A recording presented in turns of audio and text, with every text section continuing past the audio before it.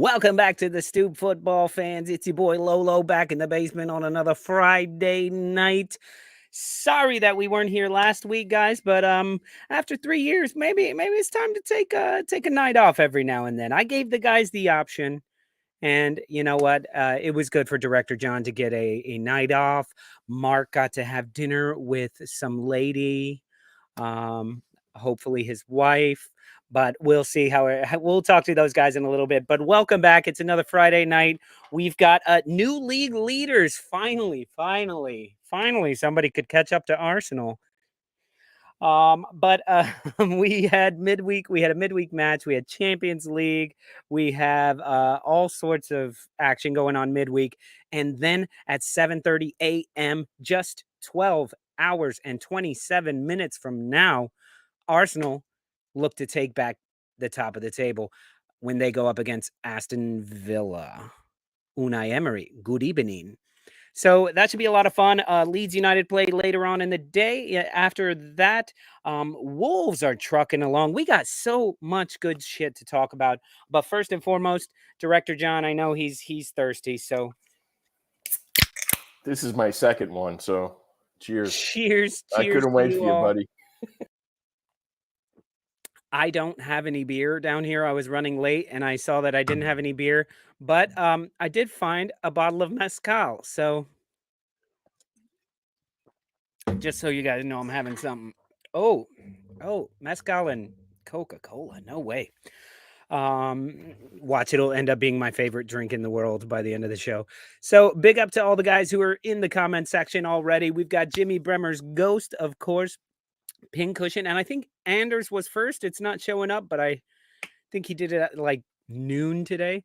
Bandy Fornoski, so good to see you. Somebody should be very happy. He's been screaming Jesse Marsh out for ages. Very good to see you, Bandy. Pincushion, Scooby Dooby Doo. I think he's talking about Scooby Doo 2. Thunder Road.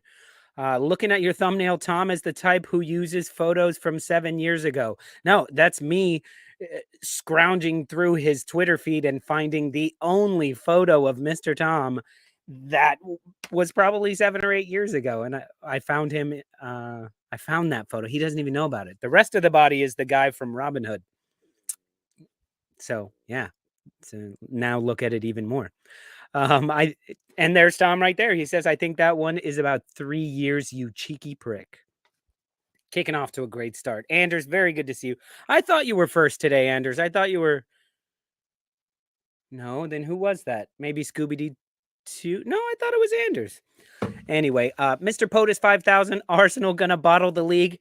Hey, some teams would kill to bottle the league, but aren't anywhere near that conversation. So, Pink Ocean, no Scubala. Oh, Scubala. Oh, do you have a new manager? Is that... I don't know what Scubala means. You're going to have to tell me. So, before I bring everybody else in, I felt like after the Man City Arsenal match earlier this week, Mark and I kind of were having some technical difficulties trying to record our thing at Legends Bar. So just let me get some stuff off of my chest with this before I bring everybody else in and talk over them. I just want to talk to you guys for a little bit. So here's my thing. Arsenal lost to Manchester City. It is what it is. Played well, didn't play well, made mistakes, poor choices. We had injuries, blah, blah, blah, blah, blah, blah, blah, blah, blah.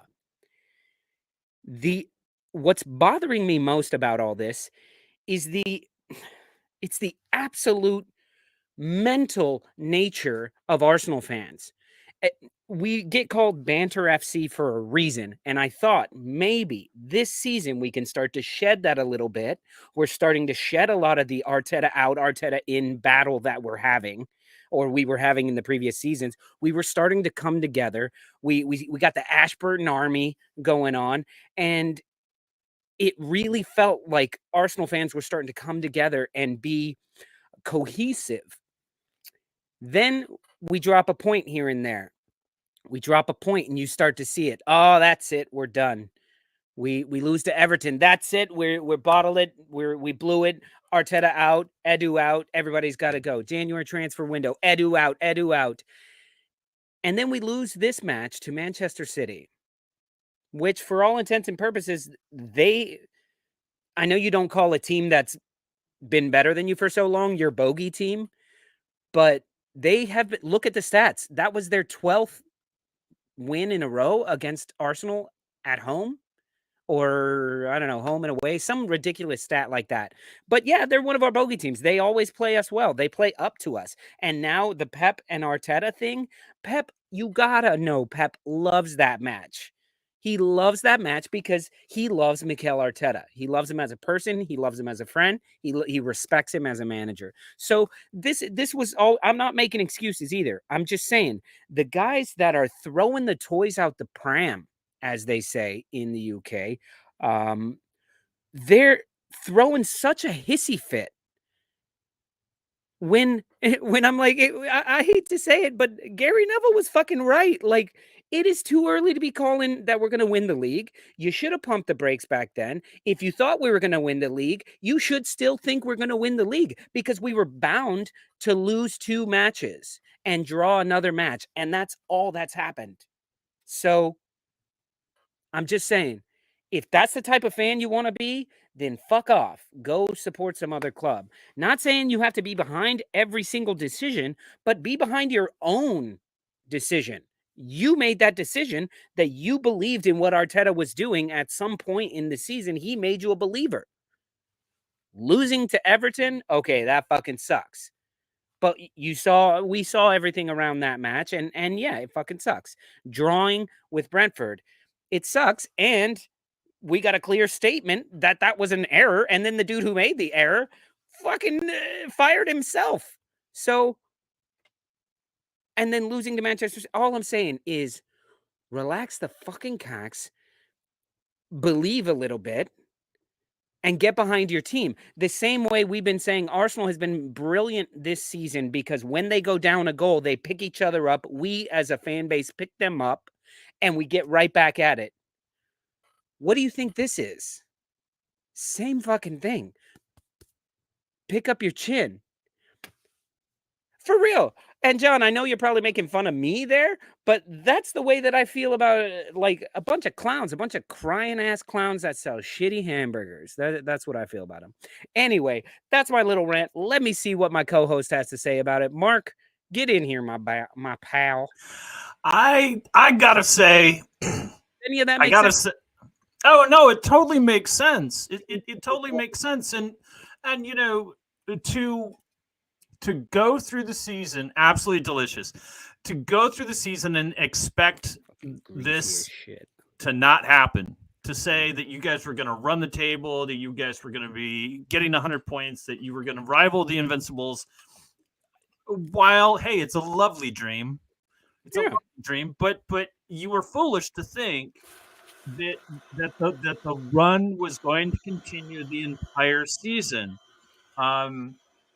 You know, and that City's poor form wouldn't stop. Correct. I mean, City's form was gonna improve because that's what they do.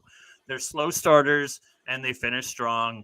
And right now, I think the worst thing that could have happened to the league is have these allegations come out and say we're going to punish City and we're going to kick them out of the league and we're going to relegate them. We're going to drop 50 points from them, 100 violations dating back from the origins of the Bronze Age play, and all you did was piss them off and put on the strongest thing you can say on a bulletin board, which is us against the world.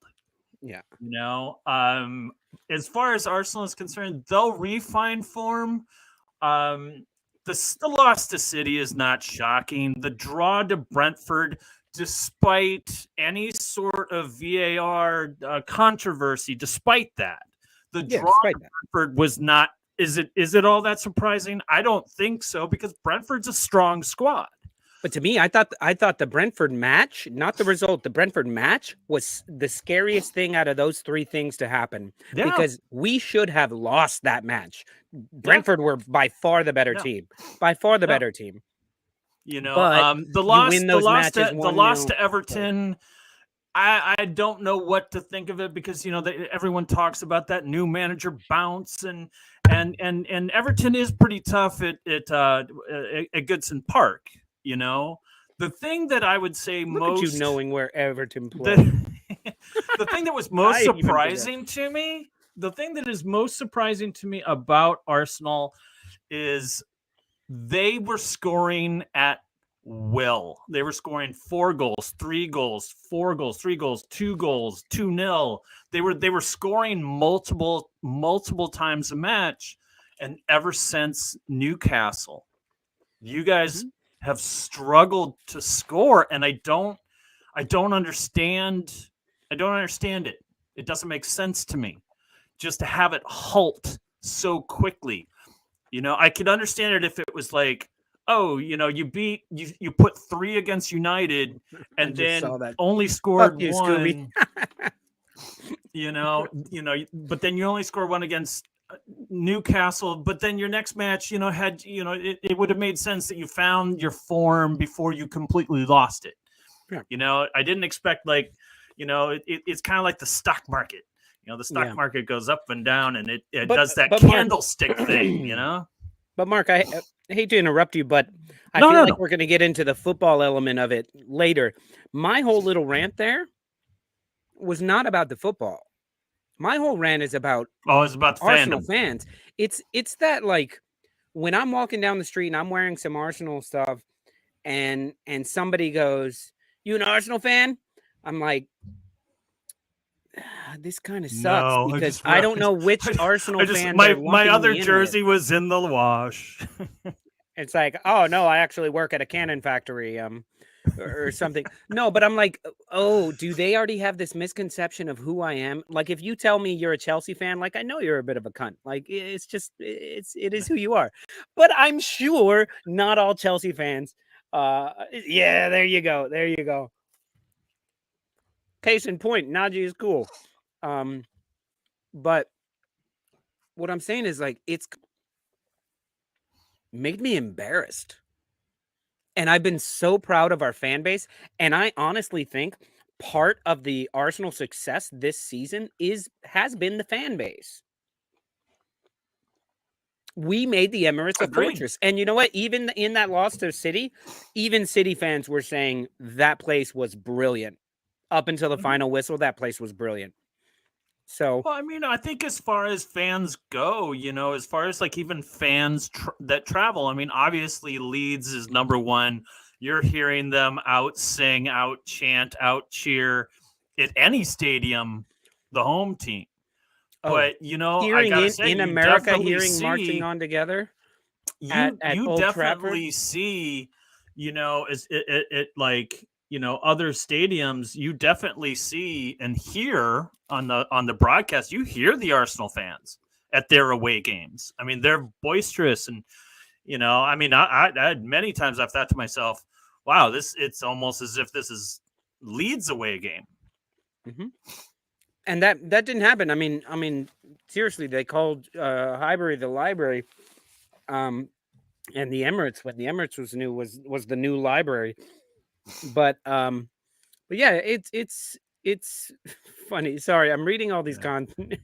I know you like. Thank you, Pincushion. Pincushion backing me up here. He said Arsenal lost this week, and Lolo is here. So there you go. I know you like when you hear chants in the crowd. You commented. I don't know which match. Oh, it was the Leeds match where you're like, or. Was it Leeds? Whoever, either like, someone called Luke Shaw a fat fuck. And you just absolutely love that. Because when it's Wolves, on television, and when Wolves Leeds are losing, and Luke Shaw comes up and they go, "Shaw, you fat fuck." Exactly. When Bournemouth, or no, I'm sorry, Southampton playing Wolves. Wolves go down to 10 men, and the Wolves fan base that are there start chanting 1-0 to the official. I really that was the aggressive running, wasn't that? Oh the man, aggressive running? I was aggressive running today, and I did not get stopped once. I wanted that red card Today. I was running errands, and the grocery stores were aggressive busy running because of is the rain. And aggressive running is just how you have to walk in New York City. Like if you're walking around the city, like it's a bit of an aggressive walk. So yeah, fucking crazy. All right, Mark. Well, Wolves are doing better. Wolves are on the come up, like we said they would. Mark, you and I said this. Yeah, we said this. I'm pleased. Obviously, a team like Bournemouth, who's hasn't given up a whole lot of goals. They lost. They drew with Newcastle. They lost 1-0 to Brighton. Yeah, this could easily be a trap game for Wolves. The best thing about it is that they're playing at home. Yeah, so we'll see. We'll see. I mean, I'm as an Arsenal fan, I know said not too long ago. We're taking it one game at a time. Because we have to. It's like we pool, have to Mark. take it one game at a time. It's like pool. Don't pool look is ahead to simple game. Fulham. Just make your next shot. Just make your next shot. It's simple. That's it. Fucking simple. If you always make your next shot, you never lose. That's it. It's simple. It's simple. All right, Mark. Why don't we bring in some of these other characters who we have backstage? Oh, we only got one. Okay, sorry. I saw all these other things. Pictures of Gary and pictures of other people. Let's bring Ben on in here because I want to hear what we got going on. Ben, oh, look at that flag. Wow. Wow. And he's got the coin collection next to it. That's the Are those American quarters? 1972. 1 second. He's got the bottle of booze hidden behind it. That's the bottle of booze is from the US cool. too. Oh, nice. That gold one's Leeds. So nice. We won the Centenary Cup. But anyway, how are you guys? You good? All right. We're doing all right. Fantastic. Big question for you, Ben. You got a manager yet? We've got Skubala. Oh, that's what Scooby was. He's the under 21s. Is it now? Yeah, under 21s manager. So he's like official. Not official. No, or just for the next 2 games. I've heard Nuno's carrying legs, but I just think what would make sense until it goes wrong is a game by game basis with this guy, and then. Look, it is what it is. I don't think there's a lot out there, and there's managers interested, but they want a full season, a full summer. So it's a case of we've got to find someone to plug the gap until then. Yeah. So what do you feel about this, Ben? Like, I know for me, and I think I know Mark's opinion because this happened to his club. Is why the hell do you sack a manager when you have Manchester United twice in 1 week coming up next? It was a case and then not have an immediate replacement.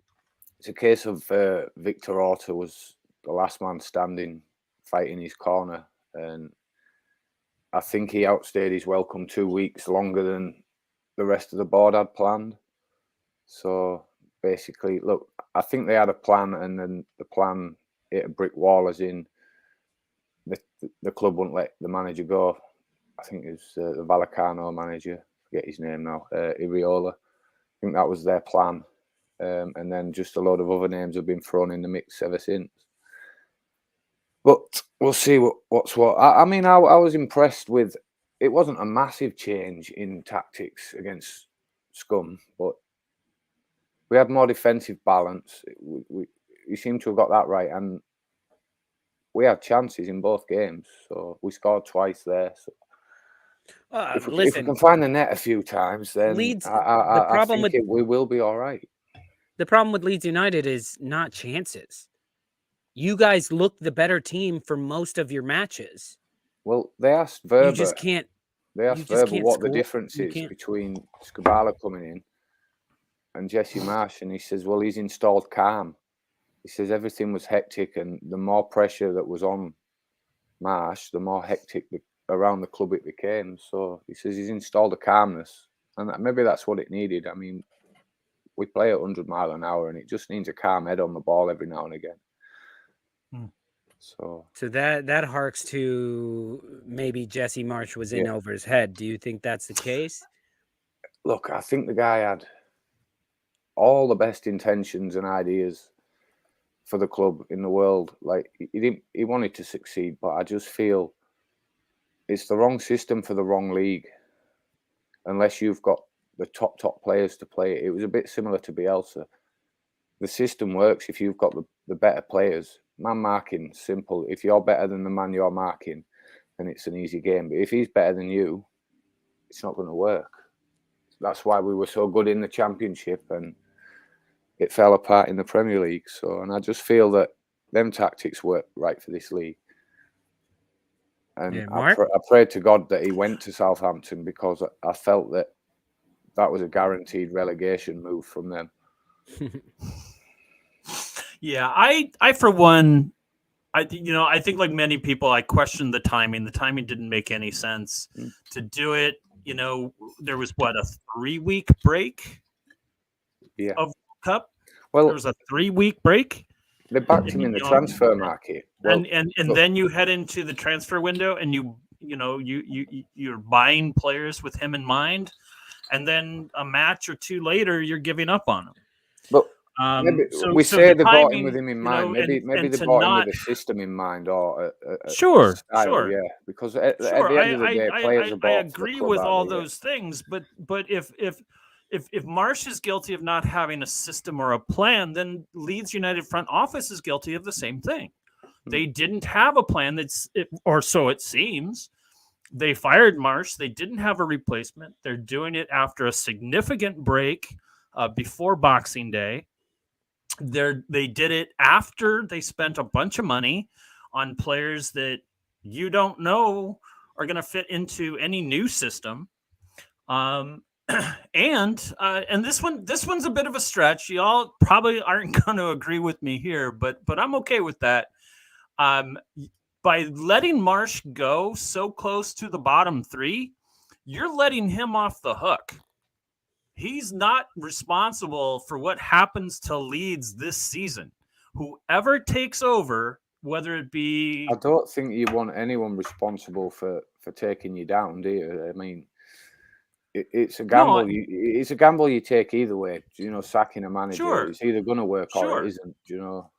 But look, I don't know of anyone responsible for taking us down. It's just he could have been he would have owned it. He would have owned the end of season result. It would have been on his shoulders. But now the Marsh supporters and Marsh himself can say, well, they were up when I left. I was never anti-Marsh or Marsh out. I was. Let's give him some time. Let's fill the position in the summer that we need, the left back, and then let's see from there.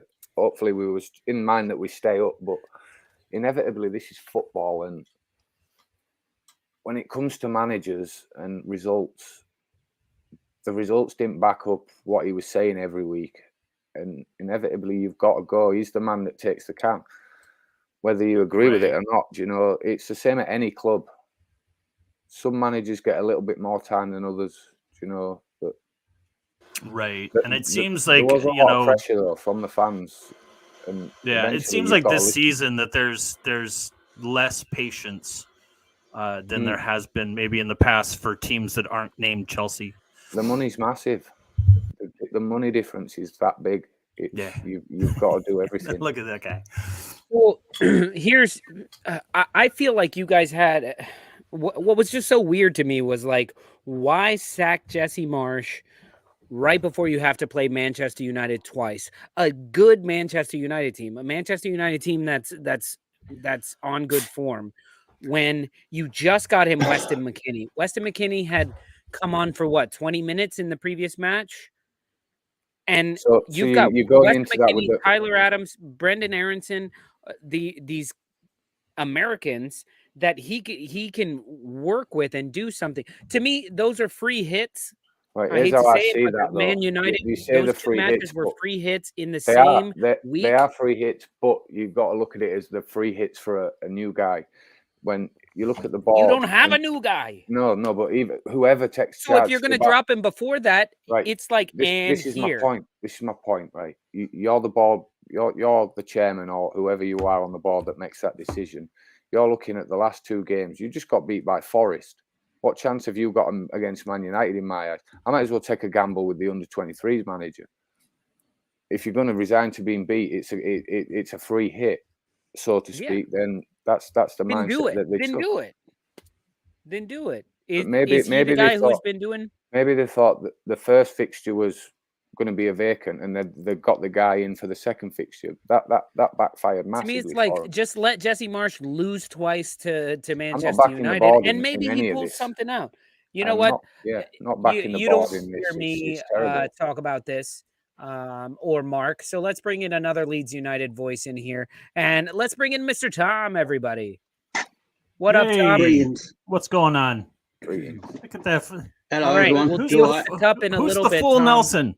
No, we'll deal with the cup in a minute. We're hot right now. We're Leeds United. Go, Tom. Go.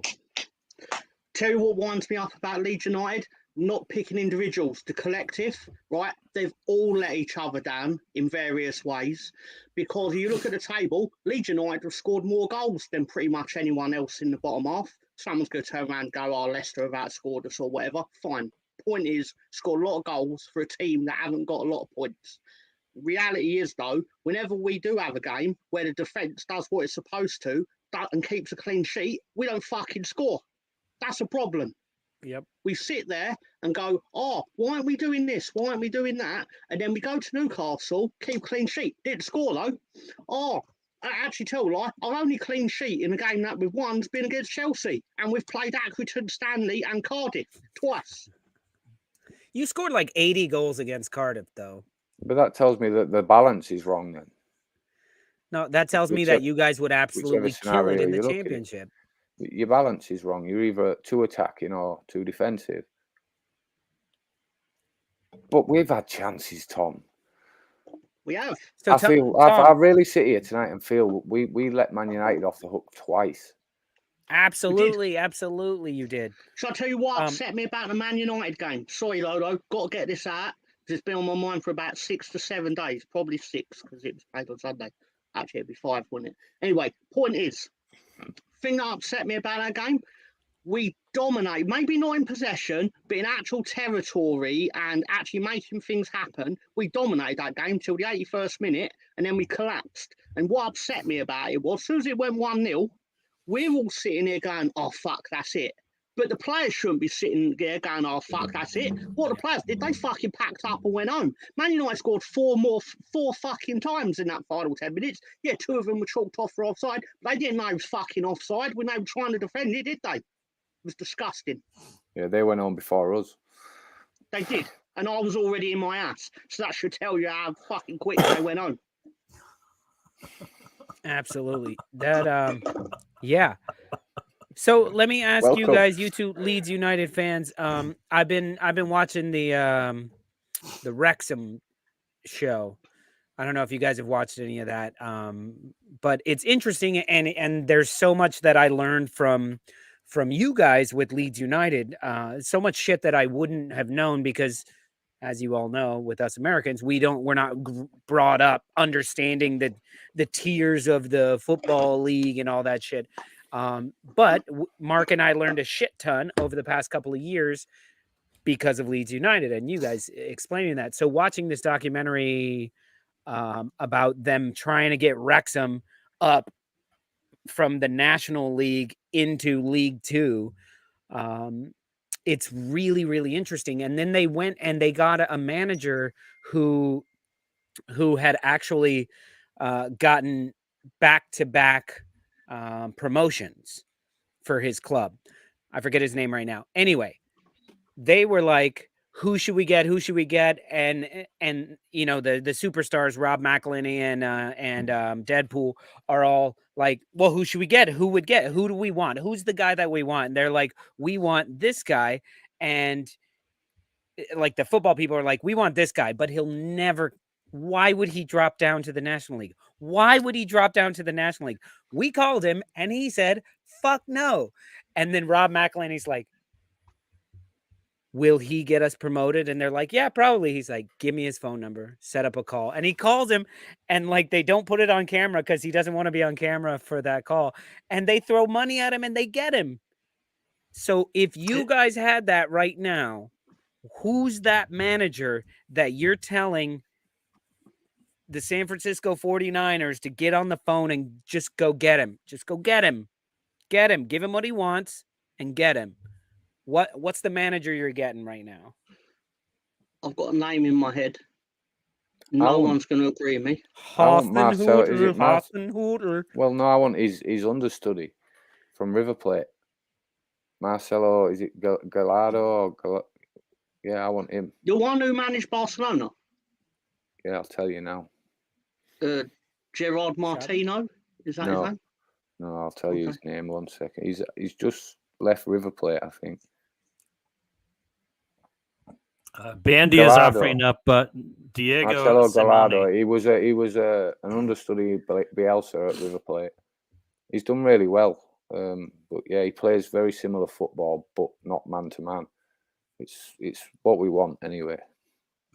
For me, he's ideal. I don't think we should have sacked Marsh. I know it's controversial. I'm in that corner. Yeah, I'm in that corner as well. My only reason for that is if you're going to back him and go, we're going to buy the players you want in January, because they were very much the players he wanted in January for various reasons. You do that, and then you sack him after you lose to a relegation rival the first time it happens. And it's like, you might as well done that 3 weeks ago. But do you understand why he went? Maybe not the timing. I understand it. The board have at the cocked same up time, I monumentally. think, yeah, of course. It's amateur stuff. But I think Everton it's are a probably power laughing at struggle. us I because think they've there's a got power Sean struggle at Dyche. the top. I do. I think the 49ers have had enough, and they're flexing muscles. So, Bandy, and I'll only say we shouldn't have sacked him because we don't have a replacement. It's the only reason. Yeah. At least with Bielsa, I didn't agree with the sacking of Bielsa. I still really don't. Again, I understand it, but it hurt, right? But the reality is, we sacked that man, and we had his successor practically in the door 20 seconds after he was gone. Now, that's bad taste in terms of like old school football, but they had a plan. And for what they wanted, it worked, as in we survived. But that's what they should have done again. Yeah, but I'm right there with you, Tom, of he just got these players. They are his players. It's not one of these like Ole Gunnar Solskjaer where like you could tell Manchester United were buying him players. And he's like, but what am I going to do with this guy? And he didn't know what to do. These are clearly Jesse Marsh's signings. That's what I was saying.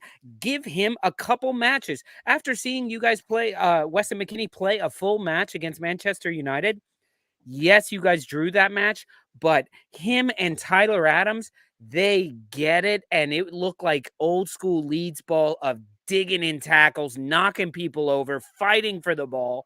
And Manchester United knew that they were in a battle. They knew that they were in a battle, and you guys actually put away some chances. Your defense let you down in the end. But I was sitting there going, this is remnants of Jesse Marsh. Like, clearly nothing has changed that much in 2 days, except that Weston McKennie is starting. So I just feel like give him those 2 matches. Let him know, listen, no matter what happens, we've decided to go another way, but we're going to give you these last 2 matches while we find a replacement. And then maybe he doesn't want to do that. Maybe that's fucked up to do, but it's what's best for the club, I think. Anyway, enough about that. We've got an Arsenal fan waiting in the wings, and I think that's disrespectful because up until a few days ago, this man was top of the league. What's disrespectful? Being an Arsenal fan? Yes. Oh. Calling him an Arsenal fan. Can we just clarify that it's Hulk in the cup?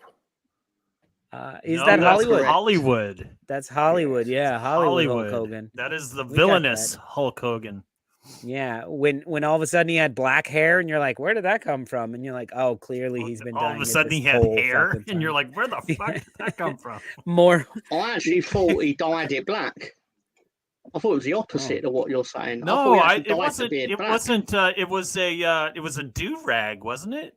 No, Oh, in his no, facial Oh, Oh, hair. his Well, do-rag. beard. Yeah. The Yeah. beard. So dyed he his beard kept black. this blonde. His Fu Manchu was blonde, and then the rest was black. Gotcha. Marsh had to go. Bandy, you were saying that a long time ago, and Bandy thinks he's actually mad. And look at Gary, like, I'm fucking out of here. They introduced me and didn't bring Let's me be on fair. the show. But Let's they be did fair. listen to him I and they love spent the Bandy. money. No, What's up with that? no, I got a lot of love for Bandy, right? But the reality is, if Jesse Marsh cured any disease in the world that was incurable, Bandy would still go, yeah, but he didn't do it fast enough. So let's keep that in perspective as well. Not the most reliable narrator when it comes to hating, liking Jesse Marsh, is he? Do you know how many monkeys had to die for that cure? Exactly. Exactly. Well, Gary, how are you feeling, man? What's going on? Rough Not week? much. Yeah, that Wednesday. I had to listen to most of the game, but I did rewatch it just because I had to just see it because I watched it. I listened to it, like I said, I watched some bits of it, but nah, yeah, I can't be too surprised by the result. So hello, Bandy, everybody in the chat. I got Ian. I see Bremner's Ghost, Scooby D2. Hello, everyone else. If I missed you, Hi, Gary. hello, Ben. Oh, hello, Mark? Gary. Lolo, Hello, Gary. What's Tom, going on, everyone? John. Hello. It's like the Waltons here. Good night, John boy. Well, I was Feels like, like and that's a wrap, guys. Our show's over now. Yeah, I feel like I haven't we been said here hi in to like everybody. 2 Goodbye, weeks. Gary. Goodbye, Gary. We got to Yeah. start wrapping this up. I don't know why I'm smiling. That was an ugly way to lose. We seem to do that. I Oh, have one thing to say about Arsenal. Hello, Arsenal. Welcome to losing. Yeah, it feels like Yeah, shit. I don't Can think we losing is put a bad aside- thing, you know? I mean, it gives can you we a put taste aside of the- what the- you the don't sulking want. Fans? Put If aside the losing sulking gives fans and actually character, discuss I've the got game. a lot of fucking character. you definitely got the character, and I don't think it wasn't only because of the losing. And I Putting just aside feel Arsenal that like fans. the best thing that can happen to a team, some that is riding high, is to lose. So they know what that Right. feels like and know that that sucks. And hey, I don't want to feel like this, so let's go out and get it. Yeah. And guys, if we want to Get talk it. about like I've been saying all season long, I'm gonna talk shit and I'm gonna big up the Arsenal right now and say top of the league as much as I can because I know it's gonna change. See You're on a there, blooming top hand. that was top of the league, Lolo. Back when I That was like riding high. 4 weeks in, top of the league. Not level with City, Lolo. This Yeah. is level with City. You know what? Lolo. Everybody said that City would make a run. There's And level make a with charge. City, Lolo. Oh no! That's You level are with right. That nobody. You are face. still at the Can you point do that where face right now? If Is that you something win you can every do? one of your games, you win the league. If you do Yeah, what? yeah, Even and if I City think win that's all true. theirs. If we win all of our games and City wins win all all of theirs, theirs, you they win the league. can't. No. If we win all of ours, they can't win all of theirs because we played them again. If But my basically- auntie had bollocks, she'd be my uncle. Well, let's say that one's Yeah, a draw yeah. for Right. But what I'm saying, Gary, is last season we bottled it at the end. Yep. And you can do nothing about that when you bottle it at the end. Yep. I would rather go on a little hiccup the last few weeks that Gabriel Jesus is out. So now when Jesus comes back, there's no fucking debate about, oh, well, Eddie Nketiah should start. Oh, Eddie's been scoring goals. He should start. No, Eddie should not start if Gabriel Jesus is healthy. And I got one word. That's the reason for that, Gary. Tell me. Martinelli. Martinelli has been shit since the World Yes. Cup, and everybody's like, oh, it's World Cup. Yes. No, it's the fact that he's playing with the striker who can only Yes. do striker things. Exactly. Gabriel Jesus Exactly. Well, you does know what? everything You know what? else, I hear and what you're saying, Martinelli. but True. that is the I don't care about problem. Arsenal, but That's this the is true. problem with the coaching, because if you know you've got limitations, then you have to create a formation and a plan and structure that gets the best out of everybody. And if The you're telling me that evolution you're of the on to have American Nketiah football fan. score, he scored a lot of I goals, love it, right? Lolo. I love What? it. The Am I allowed- evolution of the American football fan, Lolo. Spot on with that. Spot on. It's true. I've never heard anything That's it, more guys. true. We're done.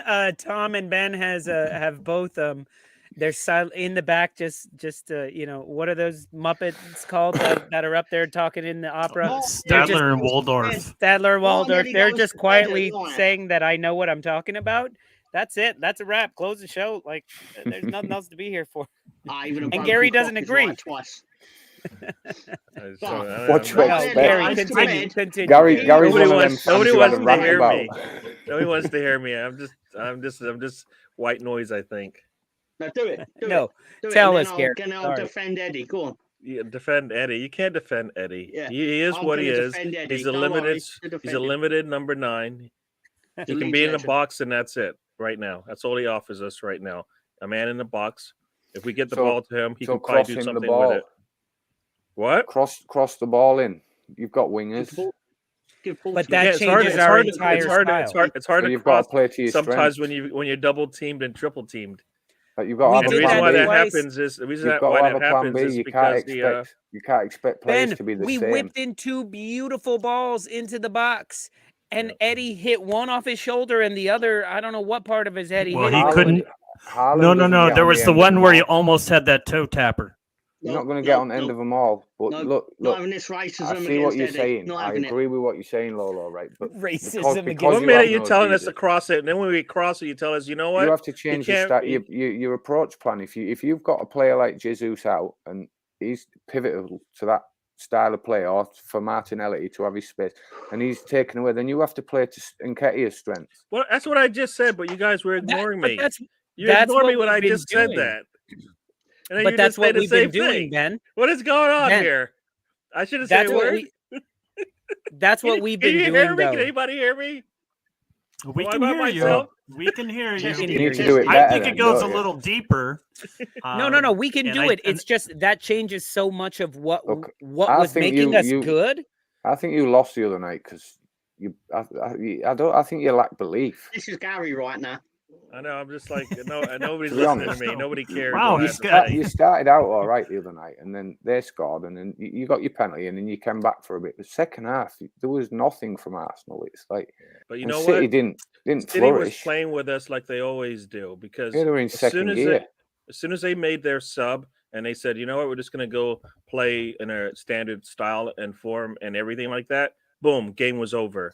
As soon as Bernardo Silva moved to midfield, game was over. As soon as that happened, within like less than 30 seconds, he's pushing a ball up the pitch and they're on the attack. And luckily, Tomiyasu comes in and cleans it up. But that was pretty much what happened there. They basically said, you know what, Saka, you get nothing, and we'll see what happens with Arsenal.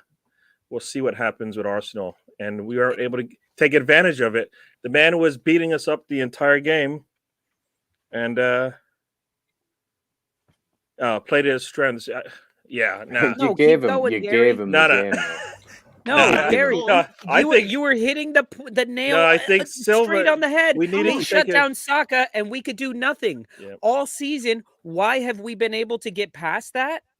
Because Martinelli's been on fire. But right now, Martinelli can't do anything because there's no extra movement going on. There's no, like, Gabriel Jesus will stand there and go like, oh, they've got me. I'm going to drag these 3 players out of position He's no to give Willie Martinelli Gnonto, is a he? foot more space. And right now, like, Martinelli's just kind of covered. And I'm not putting it all. The thing is, Eddie has done a fantastic job, and he's become a very, very good player. It's just we were building something with the structure of a Jesus-style player, and that is on Arteta. I agree with you there, Gary. Well, it's more. It's also If it's probably a so little bit focused on that way. Yeah, and also it's probably a little bit on Edu and Arteta in the sense that If they know they are not going to change the way they play because of the players that they have, then they need to get the same player, just maybe a little bit cheaper. You know what I mean? Like, if you're not going to change to benefit the players you have on the pitch, then what do you do? You're not doing. You're wasting what your sucks, time. Gary? You know Wasting what your time. sucks is you know who would be a better backup to Gabriel Jesus than Eddie Nketiah? Who? Is fucking Lacazette. He didn't No. want to be there anymore, though. No, I mean he was done. He didn't want to no, play I for think he Arteta. would have No. he would have stayed. He would have stayed. I disagree. I think We he's got very rid of, happy he was happy. Where is he now? He's with Rennes. No, he's with Leon. Not Ren. Leon. Leon. Yeah. Yeah, I'm just saying. you know, I definitely agree with you, playing Lolo, wise, about style. like the whole Gabriel Jesus kind of that how much Arsenal miss what he does, and it allowed everyone in the front line to do what it is that they do and what they do well. And it seems like since the Jesus injury, everyone is like, well, I'm going to step up, you know, and I think it's kind of clogged the mechanics of how that front line of Arsenal work, you know, but there's like other things that I don't understand that you didn't see while you guys were winning, but you're seeing now. Like, I'm sorry, but I have seen Zinchenko take so many shots from outside the box that go way over the net that it's just like, why are you killing the momentum of your offense by doing that? That wasn't happening prior. Desperation. But it's happening now, you know? And I also like there's some lineup issues at least in the City game. You know, Arteta is being accused of, you know, well, is it too much of the same thing? And are Arsenal becoming way too predictable? It's almost like if Arteta was listening to that and he's like, oh, okay, well, I'm going to take Ben White out. I'm going to, you know, and make these little substitutions in the back that just don't make sense. No, Arteta taking Ben White out was one. Once again, sometimes it's always a game late. Ben White probably needed to come out 2 or 3 games before the City match, because his form was dropping, right? I mean, that's basically, everybody saw it. I mean, the Manchester United match, Ben White was struggling. He was struggling in that match, and he continued to play him all the way. And then, for me, here's what I don't get. He's supposed to be a smart manager, right? He decides, Tomiyasu, it's your turn to shine. You haven't played in months. You haven't started in months in the Premier League, but here we go. I gotta answer here. You're going to start against City after the biggest game of the year. After the team's been struggling for the last 3 matches. Here we go. I'm going to put you in, and you're going to have answers for me. He played well after the mistake, but that mistake probably turned the game a little bit in City's favor. But I just don't. Sorry, Gary. Gary, are you fucking out of your mind? Nope. These are fucking professional. This is all they they do. idle on the side and try to get else. the play. No. I just looked at this today, right? Arsenal you get the call up. Go do it. No. Arsenal has 8 players who have started 20 plus games. 8. City 4. Why is that important? Because basically what does that mean? You've got rotation. You can actually rotate your players in and out the lineup so they don't, what we say, get either mentally tired, fatigue, form drops off, all these things. They just have to fight through the form. Martinelli has to fight through the form. Why? You've got Trossard, right? Partey has to play because we have nobody behind him. They could have answered that multiple times. They did not. All right? So for me, you got to rotate your players. They get stale sitting on the sidelines. Professional, not these players, not the ones we have right now. We saw with the only player I've seen be able to sit idle for a long time and come in and actually perform was El Neni. And we always say he's a 7 at best. Gary. But he gives you that most times. Not everybody else, not the younger athletes that we have. What about Tierney? Liverpool. We started Tomiyasu against Liverpool to take care of Salah, and he took care of Salah. So Can I I ask a felt question? when I saw Tomiyasu in the lineup, I was Fucking going, "Oh, Arsenal, man. this is Can I just ask a like You question? guys hey, were talking. You guys are we talking gave you Leeds for like 25 minutes whole of time I Leeds was United, and listening. you How don't did even have a Wolves get on? fucking manager." How did Wolves get on?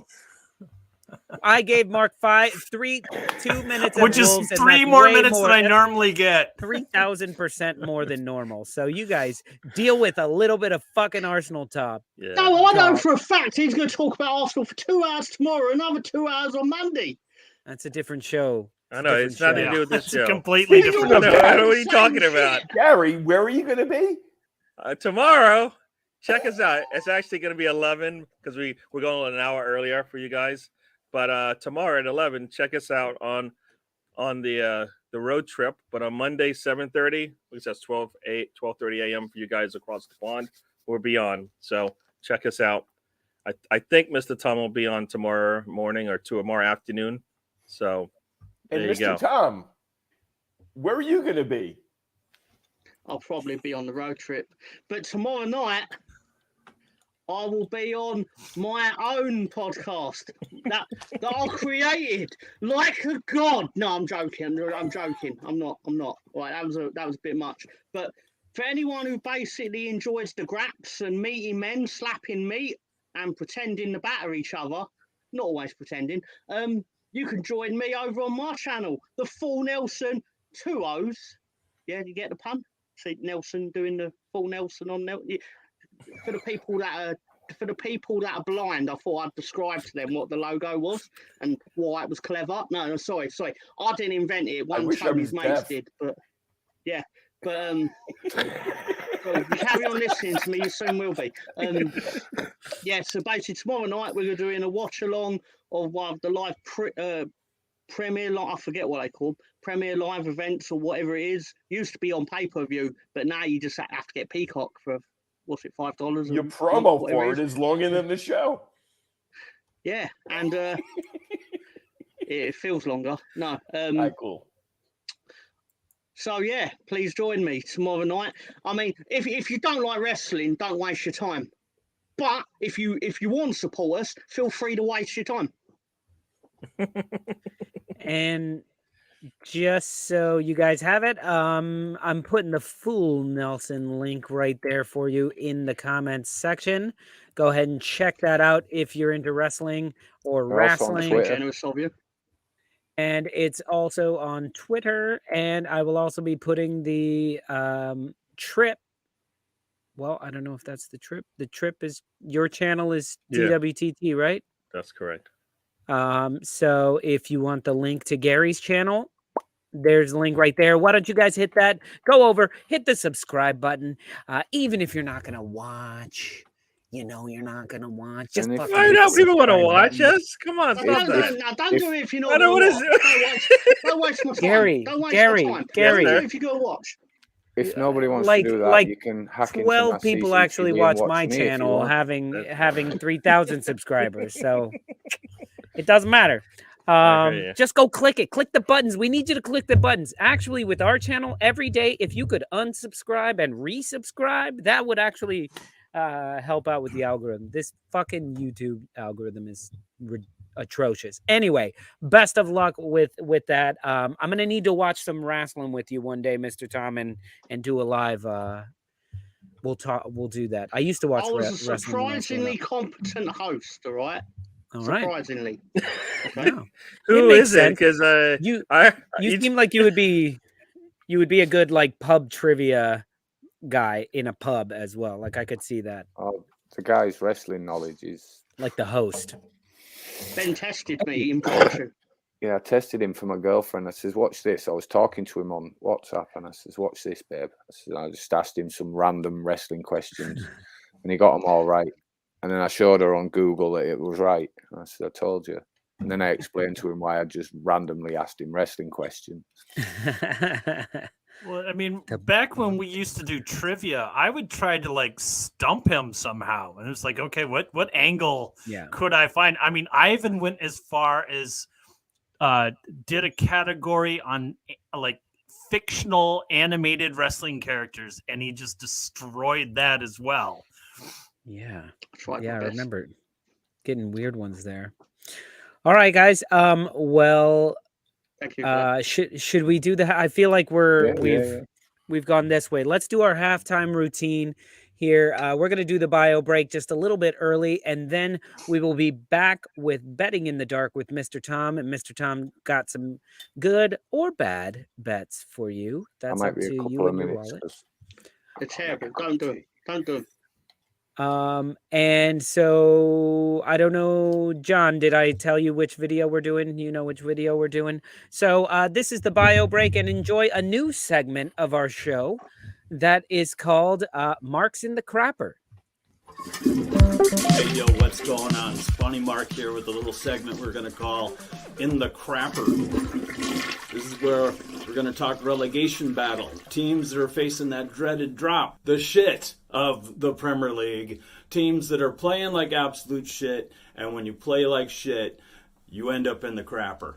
I might mention your squad, and you're going to be like, hey, my team's not shit.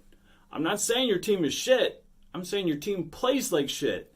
And if you don't get your shit together, you're going to get relegated. You're going to go right down the tubes.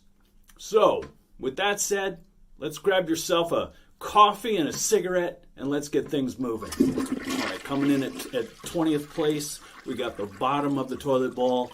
We got Southampton. How bad are the Saints? So bad I'm taking the S away, and I'm going to call them the Aints. The Aints are so bad. They played Wolves last weekend. Wolves came into their arena and said, hey, we'll spot you a goal and a man, and we'll still whip your butt. Fuck it. We'll do it in the final 25 minutes at that. An absolute embarrassment. So embarrassing. Southampton fires Nathan Jones to get over that embarrassment, but that wasn't enough. They went out and got Jesse Marsch and fired him just so that they could get over the embarrassment. They are awful. If you spend too much time watching them, you're going to get the trots. They are 4 points from safety. They get Chelsea next. I expect that they're going to stink up the bridge. All right, coming in at 19. I'm going to call this not a whole lot going on. We got Bournemouth. And try as they might, they just can't get anything going. 3 matches, and they concede only 3 goals.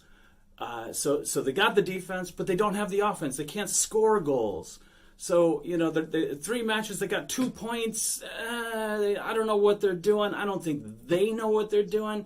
It's just, they're just hanging around and hanging around and hanging around, and they don't do anything. I say shit or get off the pot. They're 1 point from safety. And they got Wolves next, and they're going to play at the Molyneux, and I say this, Wolves, you better be careful not to step in their shit. Right? 18th place, we're going to call this the false alarm. We got Everton. I really don't have anything bad to say about Everton. They trade Fat Frank for Sean Dyche, my fantasy drinking buddy, and things are smelling like a rose. They go into Emirates. They beat Arsenal. They lose to Liverpool, but only by 1. That goal they gave up, though, man, it looked like they were wading through shit. Is Everton that slow? Inquiring minds want to know. Inquiring minds want to know. Regardless, I think Everton is playing really well, and they're 1 point from safety. And Sean Dyche has taken the boys to Ellen Road, where they're going to bring their shit, and it's going to be a battle to see who's going to be the shit. I smell a draw. And there you have it, folks. I'm Spawny Mark. This is In the Crapper. I hope to do it again, but I got to go, man. It's starting to smell like shit in here.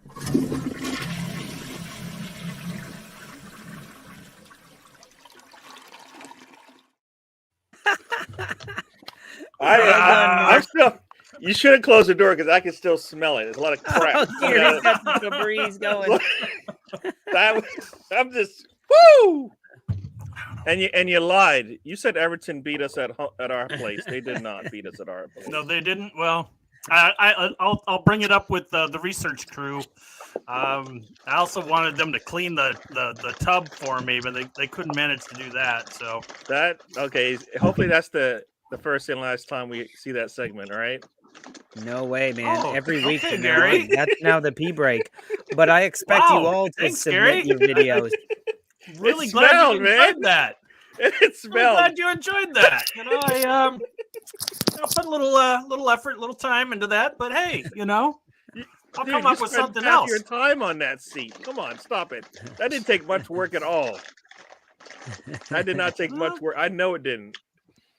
BxGunner wants you to record this from the Port Authority bathroom, complete with extras. I actually tried to do it at a bar's bathroom, and someone started to hear me, and like they like turned me in to the management. They're just like, some dude's in the bathroom talking to himself. So I got a little. Good thing they didn't say. And I was like, I'm not ready to broadcasting. do this here. Wow. They're like, two dudes are in there. They're talking about football. I don't know why they're in the little stall together. Why is that guy I'm not talking sure. to himself? I've seen him in this bar a bunch of times. He seemed cool. Yeah. Who does number 2 work for? Anyway, what happened to Tom? Where the hell is Tom? We need anyway, that was very good. Who do you guys think is in the crapper? Who would you guys say? Which clubs are really in the crapper right now? Leeds. Ooh, Leeds We're United. gonna find out tomorrow. Mm. Yep. You can't deny it. They're in a relegation fight. It's simple. If you're in a relegation fight, you're in the crapper. Yeah, that is true. Well, I think West Ham might have something to say about that in the near future. Although I don't know who they get next. They play that team, so Oh, they get the Spurts. They do. The last game of the weekend. So that should be a high-scoring one according to Tom's formula. Unless it's Okay. Liverpool, Chelsea. Weren't you saying that the late game on Sunday tends to be the highest-scoring game? Yes, Who said that, allegedly. that would be nice to see Well, I another say 4-1 allegedly. loss. No, right? there's no allegedly. Statistically, it is. Unless it's Liverpool, Chelsea. Yeah, basically. I see. Yeah. Well, guys, I'm off to Texas in the morning, so I don't know if I'm going to be able to put any bets in once I'm there, so I need to get my bets in tonight. Does anyone have any advice for me? Betting in the dark with Mr. Tom. Come on, love, place your bets. All right, it's actually betting look in the around. dark with Mr. Tom. Mr. Tom, Actually, what do we look got around, going on today? like, does someone have any advice for Lolo? Now I realised he was talking about me. Yeah, man. Oh, Yeah, upside down okay. Arsenal logo. Disrespectful. How the Gary. mighty How have the mighty fallen. have fallen. Oh, Disrespectful. Damn, we I saw one spot. I and did we didn't not even. suggest that. Cyril was like ready to gulp us up, man. It looked like we're Right. falling. All right, I'm let's going hear it. with Arsenal are going to win this because Villa are flattering to deceive with their form. They've had some good form, but their defence is the one area of the pitch where they are not good. And I think Arsenal could take advantage of that. Wow. I'm going to go with Megales to score or be booked. He's good for a booking. And he was booked on Wednesday before it was rescinded correctly. Yes, correctly. Yes. Yep. But he's still always good for one. And my boy Eddie is going to get a winning goal. Yeah, I think so, actually. Yeah, Eddie's going to get winning goal. You can net yourself 153 times your money. Not sure if you can actually do this bet in the America. Due to We can't do score or shown a card, but I could do I could just do Megale score. I wouldn't do him just the score. Like, I threw in that or the card. Because he's very good at, if he makes a mistake, he goes down the other end and scores from corner. Yeah. That's Well, usually when he scores. Yeah, exactly. That's what we were hoping for Tomiyasu immediately after his mistake. He had an opportunity to score. Yeah, and he I was skied like, it. no. Yeah. Nope. Did But not yeah, happen. this could hit. But So this don't is worry, betting fans good of big for life. payouts. I've got you covered this week. Hold on.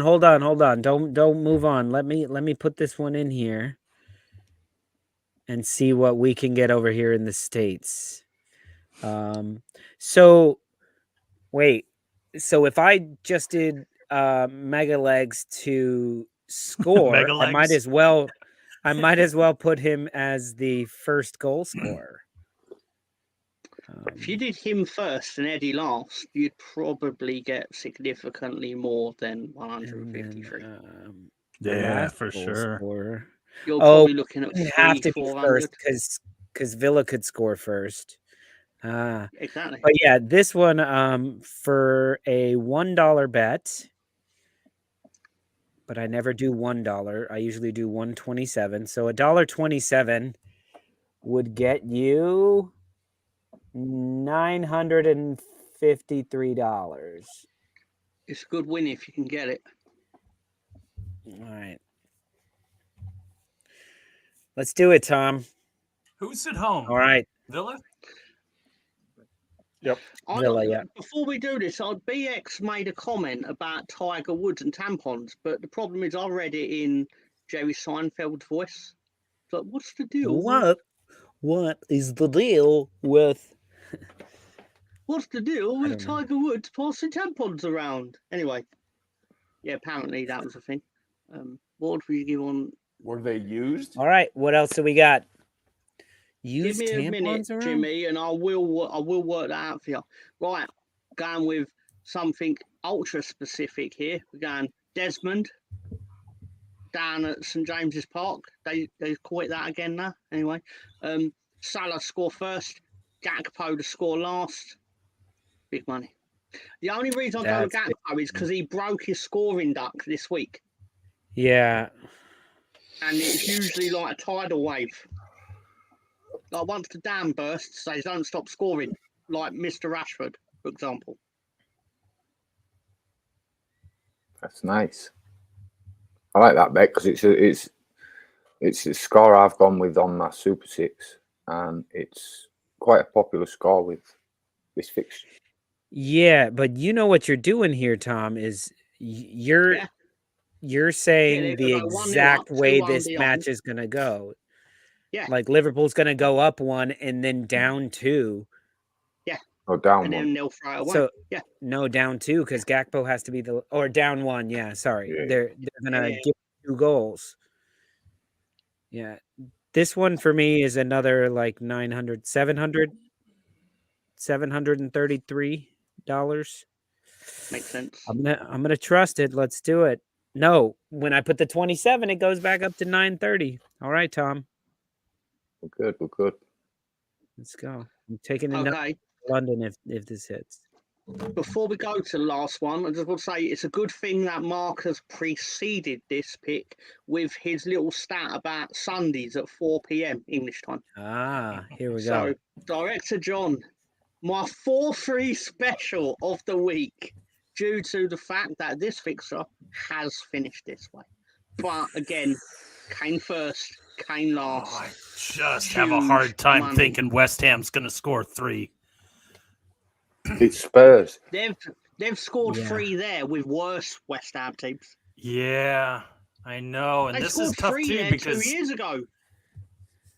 yeah, I don't know, man. I just don't know. I don't know either. If I had a time machine, I want to I'd go forward believe. and then come back and do whatever it was, like Back to the Future 2.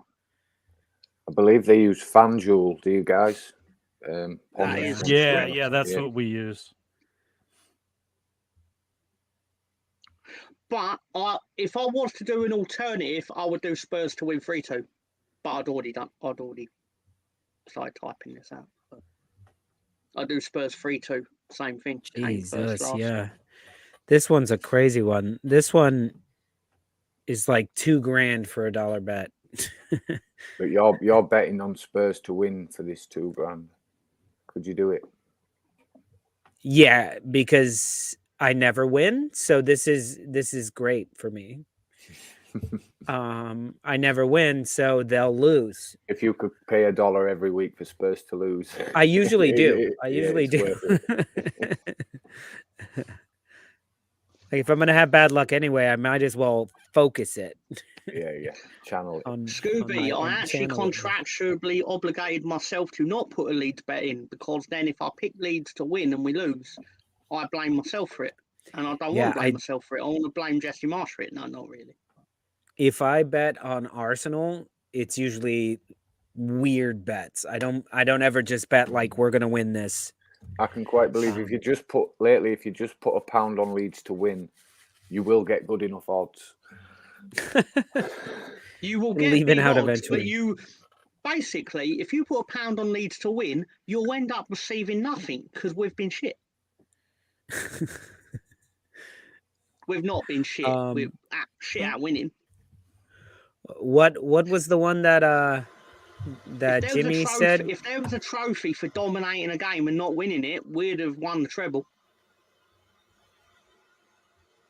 Wait, say that again? If there was a trophy for dominating a match and not winning it, Leeds would have won all the trophies.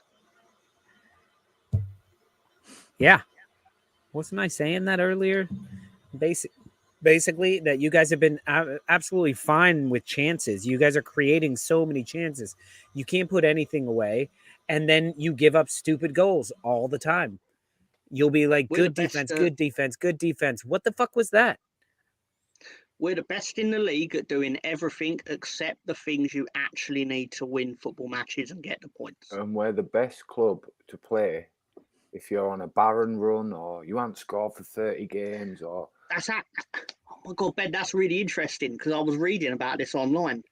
There's actually a Norwich page which is named after what you just described. Every team thinks they are the team you are best playing when the other team is on a bad run. It's like a psychological study. Well, there's a stat for everything, isn't there? No, I say that about Leeds as well. Like, oh God, Everton ain't won in 10 games, and Leeds are the biggest charity around. Come play us, we'll give you the points, sort of thing. But like, look, outside of the big six, but I mean, like, people outside that always think they're the team. Oh, if Leeds ain't won in 4 games, they'll get something at Villa or whatever. Just interesting, because you obviously only ever pay attention to it when it happens to your team. It's like, but we ain't thinking when we win at Norwich twice last year. It's like, honestly, you knew Rashford was going to score, didn't you? Before the game kicked off. It's Leeds. He's on hot form. You knew he was going to continue that streak, and then you knew it again on the Sunday game. He was going to score. It's just that's being a Leeds fan. You just know what's coming. I was just glad that Bruno didn't do particularly well because he's just a little bitch, isn't he? And he is a bitch, isn't he? Bruno Guimaraes. He's not as Arteta's the bitch. And he kicked the ball away from De Bruyne. What a ponce. No, he went to get the ball for him. You don't hear that word much anymore. Fight me for charity, Arteta. Please fight me for charity. I'm just asking you outright. He won't fight you. He'd kill you with his eyebrows. Yeah. Sorry. I'm sorry, right? Sorry. Why do we have a technical area if they're not going to impose the law? Because he's never in it. No, isn't it called a technically area? I think that's the least of the issues with the way that the referees work. That's the bit that he doesn't stand in. Yeah, you guys are worrying about a technical area. What about like putting lines on a screen? I don't know. Maybe. Oh, you're talking about VAR. Yeah, so Lee Mason quit. Y'all see that? Well Lee done, Mason well done. You got man sacked. Well done. Well done. You said you wanted lines on the screen.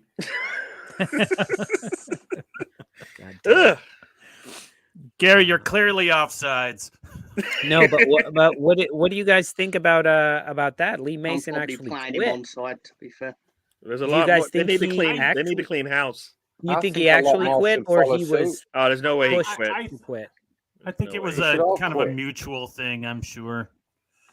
You know. Yeah. I think pride-wise, he would be like, I'm. If I just quit outright, that means I'm acknowledging my mistake, and I don't see Lee Mason being that guy. But I do see it being like the PGMOL or whoever it is. They said, we could fire you for this, but you've been an official for a while. Why don't you just leave gracefully, and I bet there's a we'll story make sure to there's a this. nice little pension for you. I hope he grasses them all up for the corruption that goes on behind closed doors. But that's why Yeah. I think they should just go ahead and clean house and start over again.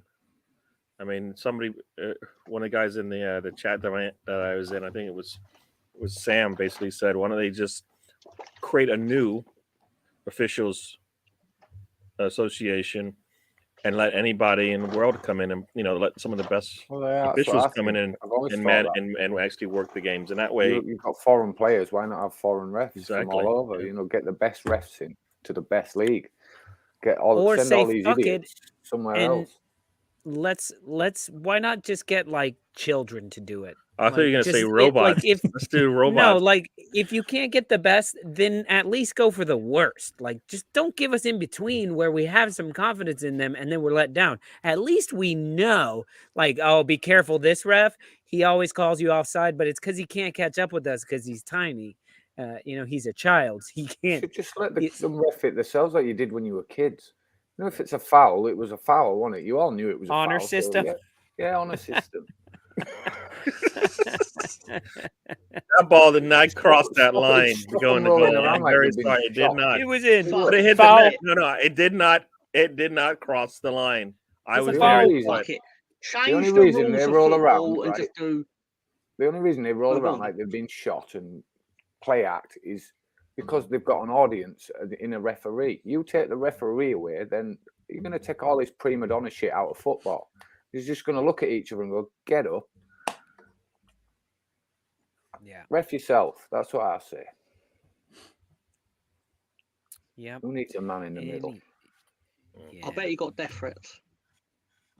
That's not when what there's was millions of upsetting. dollars. I think they all get them the every line. week. Yeah. I reckon they get death threats every week. Yeah. Yeah, I think that's just standard practice, because you're not going to give everybody the right call, no matter if it was the correct call. So, no, I get you're going to make mistakes, but let's say everyone makes mistakes in whatever line of work they're in. But when it's 10 to 15 a game and it's blatant, that you're not good enough. Yeah.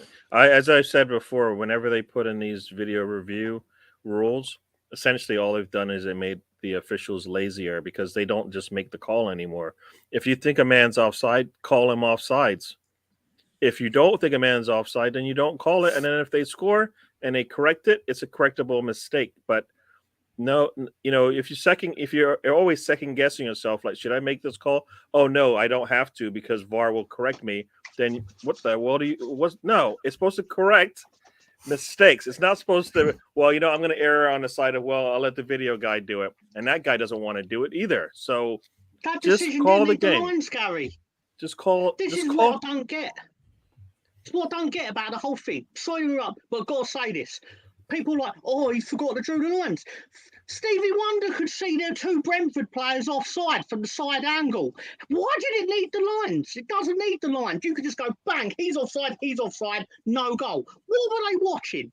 Not only that, but isn't there an official on the side line, like, who's looking in at the, I understand there's a referee, but isn't there like a line? I find that guy is a waste standing of space on that line, not looking at the play. What else is he? He's not looking at the goalkeeper, right? No, I've never understood about linesmen. Like, why don't we have 4?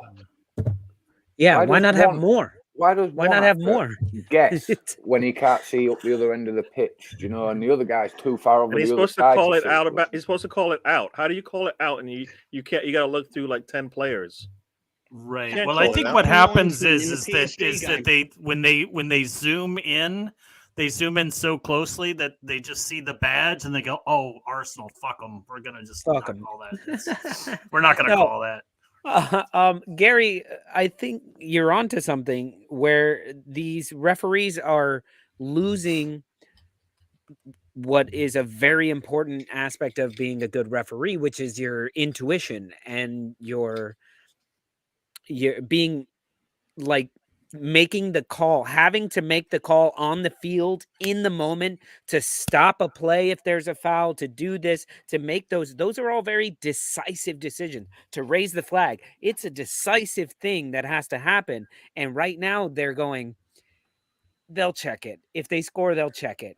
And so what's happening is a guy who's offside, they go through, he kind of knows he's offside, so he passes the ball back and restarts the play a little bit, and they still have the ball when you're like, wait, we should have had the ball because he was clearly fucking offside. Now think about it. Or they let it go through and Yeah. somebody gets injured Yeah, think about it. I because think they don't have the intuition and the balls to put the I was fucking just going to flag. say, Sometimes like, they I get think some really hard Virgil van decisions Dijk right, got hurt and because they didn't do, put the but- flag up. Remember that? Yep. If they put the flag Yep. up, Oh, the that play's was dead, against right? against Everton with Everton. Pickford. Yeah.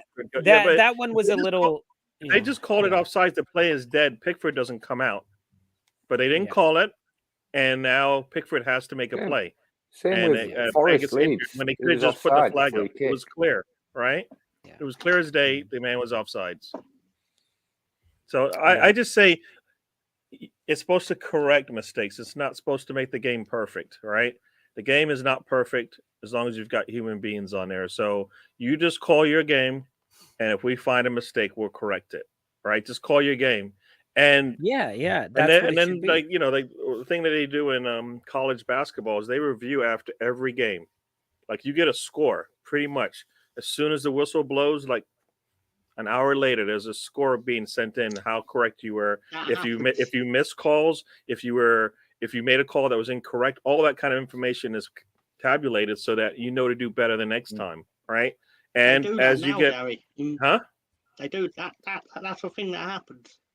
obviously not, It's not because made we're not. it's not made public, but it's a thing that happens. But they're not correcting it. We're not seeing improvements. Do you know, my mentality is, right, when it comes to like FIFA changing rules or whoever changing rules is, who are you to change the rules? You didn't invent the game. It's not yours to change. And I think over the years, there's been too many tweaks and stupid rule changes. Some of them good, but I'm not saying all of them. And you've just got this mess of what we've got now. It's all related to VAR and the offside rules being tweaked that many times. Nobody knows what it is, and it's just, I don't know. You've got too many people at the top just changing things all the time. Well, they're trying to keep up with the times. There's a bit that, like, it's inevitable. It's inevitable that there's going to be AI fucking offside because that's the one somewhat measurable thing. There you go. There's the new head. Is it the Champions League? Yes. They've got Yes. the Champions League. Got Yeah. the best offside VAR system. Well, they do because the automated one, and that one's harsh. it That's is, like the but big complaint is it's it's just too clear. precise. It's better than and them you're like, stupid lines. Well, what would you rather? If you're going to use a video, won't you just go, like you said, won't you just be precise with it? Because it's not subjective, and it's clear. It's either offsides or it's not. It's not. Well, on this day it might be onside, and the way the game's Yeah. going, I'm gonna call it this Yeah. way. No, it's yes or no. Is it offside? Yes, and then you're done. You move on to, like, it shouldn't take that long. All right. Why does it take so long? It shouldn't take that long for an offsides. All right. Shall I tell you why it's not subjective? Shall I tell you why it is subjective? And I don't want to say this because I know it's bollocks, but they're going to say this, is when is or isn't a player interfering with play? yeah, well, that's a different part of offside. Yeah, But it's part of it. But- now, I agree with That's Gary, why you let like, the is a referee player make in the front of- decision on yeah. the field, because that's why the referee on the field, on the So- field will go, you know what? I wouldn't. The reason why I did one, like in his head, the reason why I did not call it offsides is because of this reason, and he communicates it back up, saying, "Look, that guy was not interfering, and that's why I didn't call it." And I go, "All right, cool, done." And the call is made on the pitch, right? Otherwise, I didn't see it, and I couldn't have saw that because you can't Yeah. be. The whole problem is you can't watch the ball and the offsides and be 100% correct every time, right? You have to know when the pass is being made to know whether a player is offside. So with that in and mind, that's what VAR is there to correct. That and only that, not the offside that you guys are explaining, of which is subjective.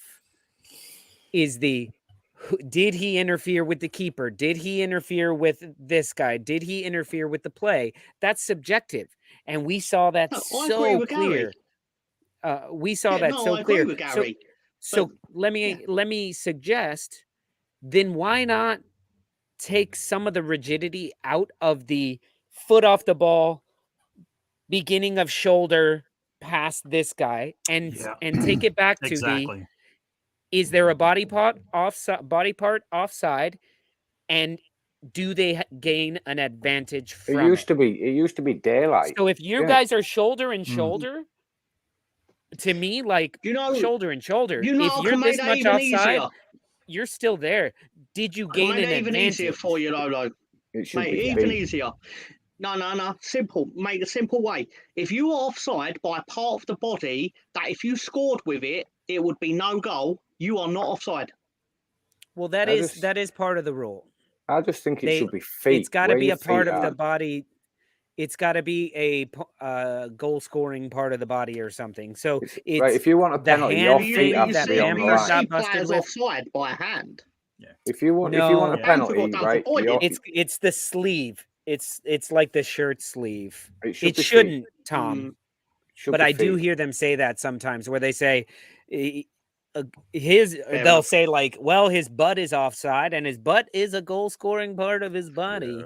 The I must have been Rashford reading about call. WrestleMania that I don't day. understand how Sorry. that is not considered interference, because if he doesn't run alongside the ball, the defender might get in there, and you don't know that because he's there. He's interfering with the ball, Right. and the defender Bottom has to line, make a decision. you defend They can't hit him, because think about if they hit him and he was onside, Mhm. then it's a penalty, right? Because they're the last man in that situation. He was the last man. There's nobody behind. There's nobody in front to make a stop. So Yeah. you put the Had he touched Yeah, him and I gotten the red card, it would have been rescinded, because that would have made Marcus Rashford the man with the ball, and he's offside. So Right. he You know, probably and should have tackled him. but you don't know This as a is- defender. You can't Yeah, do you that. don't know. You don't know. Mark, All right. this is something that's kind of bugged me, and because it's the whole everything that occurs after the offsides call it doesn't count. So like if there's an interference with a player in the box, but he was offsides, that there's no penalty. Yeah. What's to stop players from going, I know Mo Salah is offsides, and I'm just going to deck him. And I think that's dangerous play. I don't think that's the same. But That's just I'm a foul in a obviously football not play. going to lay into him, you mean? But you could do like a Pickford and just lay him out. But I was going for the ball, but he's offside, so he's not even supposed to be there. That's a judgment call, and there's again, no right? call. That's a judgment call by the official. He can decide to pull the red. Yeah. So Mark, Pickford's I think offense against who was it? Virgil van Dijk was. Yeah, well, you know what? That's when they've given the goalkeepers carte blanche sometimes, right? Because we saw it in the one game where the goalkeeper punched the player in the head. He punched him in the head, and nothing was called. He punched a man in the head. Nothing was called. So it was surprising that Arsenal got the penalty kick, because a lot of times goalkeepers get the freedom to move and do whatever they want in that box area. Yeah. Yeah, we saw that in the we saw That's right, no. she passed away, right? It's the Mark and Mindy episode. Did she pass away, right? That's what they said? She did. 82? Smoking hot. Andy Dufresne would have never escaped Shawshank without her. Exactly. What you say, Miss Fuzzy Bridges? But we saw that, Gary or Mark, we saw that in the Arsenal match where Gabriel got the yellow card and the penalty, but then it was rescinded for offside. And I think you even asked me like, does he have to take the yellow card back? And I think the fact that it was a yellow card for pulling down a player, like that. But I And also think that it wasn't like like an aggressive yellow card. It wasn't right. but But I had think more had it it was been his right. I had it think been it a was red more along the card, they lines could of have pulled it back. if he aggressively protested the yellow that he Yes. received in that, and then it's shown that it's offsides, and they're waving off the first yellow, would they have waved off the second? That's it. So sort of if he thing. got a red card in that situation from a double yellow, from here's your foul, yellow card, and he protested it with angry running or whatever it's called, aggressive running, and got a second yellow card, the ref would have the option of only rescinding one card, which is for the challenge that came in an offside position, but you still get a yellow for talking to me that way. Yeah, I don't think they can take that one away for any reason, right? Yeah, that one's for completely different. That's poor sportsmanship in general. Yeah. So, right, it's like if he just punched somebody, you're not going to rescind that, right? Or elbow. Well, if you do somebody. It afterwards, yeah, and you're Richarlison, you can totally do it. It's fine. That is true. Nobody says anything. I saw somebody was checking there about that they don't say anything about the fan that kicked Ramsdale in the back and basically got a hand slap. 100 pounds is what he has to pay Ramsdale. And he will never buy another beer in his entire life. Oh, if I was Ramsdale, I would have sued him. 100, but then been like, look, I'll settle. But he's got to going to the walk emergency around in room an for a Arsenal mosquito pit with bite. all of his friends for the rest of the year. If you're going to kick a keeper, though, you're going to kick Martinez out you, just for all the shit hours of it. You're gonna. Yeah, you kick Martinez, and then you're like, yeah, let's go to court. The judge will side with me. let's take it all the way to court. Can I say something that I absolutely despise about when they discuss offside and things like this, or any refereeing decision? When people say, and it's a common thing said, is like, there's so much money riding on this. Oh, do the referees not understand the money that's riding on these games? It's like that's part of the problem. There shouldn't be this amount of money riding on the game of football. Football shouldn't be owned by billionaires. Yeah. Yep. No, yeah. I mean, the one thing that the difference, at least from the Premier League and like the NFL, which is probably the biggest league, is the biggest league in the U.S., is I don't think they have too much foreign investment. I believe that's probably one of the things they don't allow is outsiders coming in and just taking over their sport, which, and that's by the owners. So there's a massive stringency in it to own an NFL team. You can't just be anybody, can you? But I think the FA is the problem, right? Because the FA is in charge of all that. If they really wanted to, it's probably too late now because they've opened the box, right? The box is open now. The toothpaste is out of the the tube now. But in reality, it's the FA that can do it. And who's the FA supposedly, right? Does anybody else find it ridiculous that Spurs think they're worth the same money as Manchester United? Do they? I do. If somebody wants to spend the money, then they are, and that's the problem. They're not a global. Doesn't matter. Like, no, I just think it's arrogant. And who the fuck are they to say they're a self-declared big club and we're worth this? Yeah. Fuck off. It's just ridiculous. It's what it is. Yeah, but it's. But when you say there's so much money riding on this, it really it expands way past the ownership. It's if you think about the town, like forget about London, but if you go to a one club town, even Leeds, the better Leeds does, the better the city of Leeds do. Yeah. Which is crazy. People are happier. People tip more. They go out to eat more. They do this more. They're happier at their work. They perform better. When they're losing and when they're down and they're down and they're down, it can be ugly days. Yeah. And it means money for everybody. It's crazy. Football is so deeply ingrained. Well, sport in general over here is all the different sports, but it's crazy how much is riding on it. And that's as you said, that is the problem, right? There's a lot of money involved, and it's for me, it's a little weird because it's like there's so much money involved, but that's not the reason not to make sure you do it right. You know what I mean?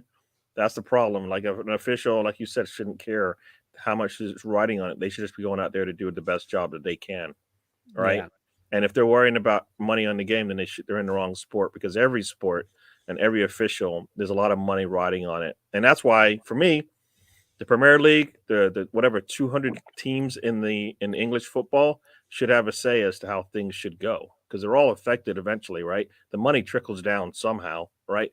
Most of it stays at the top, but the money trickles down eventually at some point, and everybody should have a say. And I don't think they do, because if they did, things would be done totally different, because the money that the top teams are getting, you see what a lot of the teams at the bottom of the table do. They don't spend it, because why would you? It makes no. If I could just stay within that 10 to 15 position range in the table, I'm fine. I'm happy, right? Because you're gonna get there's tons of money coming in, and as long as you can maintain, there's no incentive to try to win this thing. And that's kind of the other problem, is there's no incentive to there's only incentive to stay in the Premier League. That's it for a lot of teams. The top 6 probably think they want it. They're the ones trying to win it. The other teams, I don't believe they spend the money, right? Have they got the money to spend? But don't they get money when they come into the Premier League? You've got to look at You've got to look at half of them. Half of them clubs are massively supported. So they get the money when they could be relegated. Too late, right? Yeah. Well, no, look. I'm sure if they could be in the top 6 mix, they'd love to be in the top 6 mix. Of course they would. But so, what's the next best thing? Stay in the Premier League. Yeah. They're not going to give you the prize money before you've competed. Mark, in the NFL, if you want to buy a team, or I guess Gary, you might know as well, if you want to buy a team, don't all the rest of the team owners have to agree on that? Yep. Do they do that in the Premier League? Do they do anything like that in the Premier League? No. I don't think it's unanimous, but I think in like NFL, it's like 75% or something like that. Or I can answer this. Some can dissent. Jerry Jones doesn't want anybody to buy any football team because they might become better than the Cowboys. That's a little too late for that. Yeah, but I don't think it could be unanimous, but I don't think it is. Yeah, but they have a say, and you kind of see the dynamics, the dynamics of every owner. There's always one thing that's similar about them all, right? They deal in dollars, U.S. dollars, basically, and they're based in U.S. and all that. I think there was talk about going international, but they're not going to do that. So they always want to keep the money in house, essentially. Sorry about that, Tom.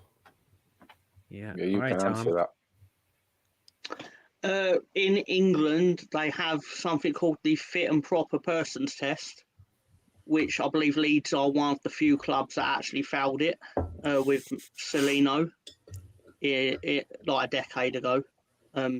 But basically, it was like a set criteria. He failed it on tax fraud for a yacht. Yeah, basically, because he got convicted of tax fraud, he found it, and there were certain things he couldn't do while in England or whatever. But apparently, you can be a war criminal. Or look at the guy that had Chelsea. Yeah, was he the war criminal in question? Or you can be a state-backed consortium. Yeah. To be fair, Mark, they removed him because of the war, I suppose. Yeah. I think the other part to that is they knew where he got his money, though. Yeah. I think the other part to that is the whole FFP. If they actually enforce that and made it such that it is based off of certain things, it would work. Because you wouldn't spend all the money on players, because you would have. You should have a spend cap like Formula One. You've all got X amount of money. That's all you're allowed to spend. But guys, honestly, I think the answer to it all is a cap, just like the NFL. Yeah, has. Put a cap on. Let's level the playing field all the way across. This is bullshit. that teams can spend more than entire leagues in Europe. And all it's going to do is crush competition across the board, put a cap on Premier League spending, and fucking stick with it. Yeah, it created as they say, a false market because the Madrid caused deal it. basically. Yes. Yeah. They Yes. caused it. Who's they, by the way? Real When you say Madrid. they. Real Madrid, Barcelona, Juventus, AC Milan. But there was no problem with money in football when they were breaking the world transfer record between them in 1995 to 2000.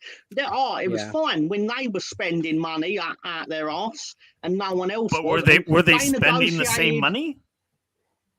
If you take inflation, yeah. If you account for inflation in football, Real Madrid bought Zinedine Zidane for like 50 million or something, but Leeds would have bought 85 million Gareth Bale the season later, 80 million Ronaldo. They were Galactical every season. Big. So I mean, my big issue with that, with not having a physical number of a cap sort of a thing, and I don't know if a cap is truly the answer, but the problem is with financial fair play, even the wording of that.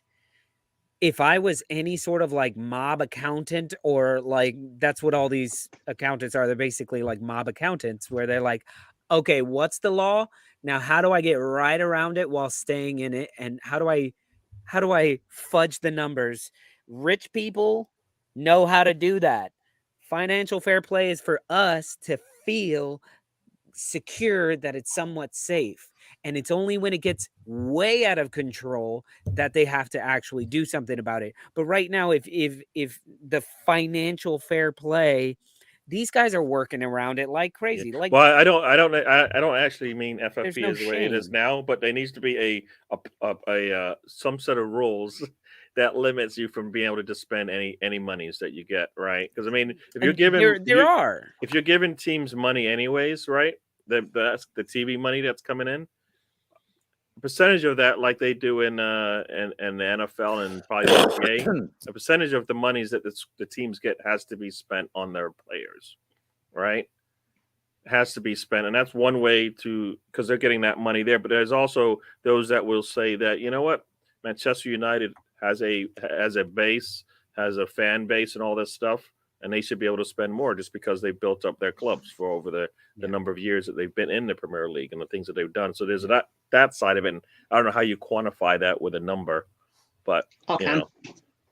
Go ahead. I don't know what's going on here, but I can't. Wait a second. All right, go ahead now. No, hold it. She was excellent in her guest. She was excellent in her guest starring role. How can you not? Come on, it's Raquel Welch. I had to stop. She was great in one episode on Sabrina the Teenage Witch when I was about 13. Anyway. And is that how we solve financial fair play? You just get Raquel. Yeah, you send Raquel Welch in. Yeah. Now, basically, I mean, what teams make in terms of income is probably a legal document anyway, because why would you not need to make it public, like, unless you were doing something illegal anyway? So it'll be a fact, and that's all you can spend. Like any common sense business, spend up to what you made. Yeah, but Tom, this is the thing. You can say you can fudge numbers to make it look like whatever you want it to look like. If you need to spend a certain, like they have these, it's like you need to make X amount of money from this and not from this, and you can't just invest that money. And it's like, oh, can we make it from the gift shop? Yeah, if you make it from the gift shop, cool. I'm gonna buy 14 million pounds worth of shirts.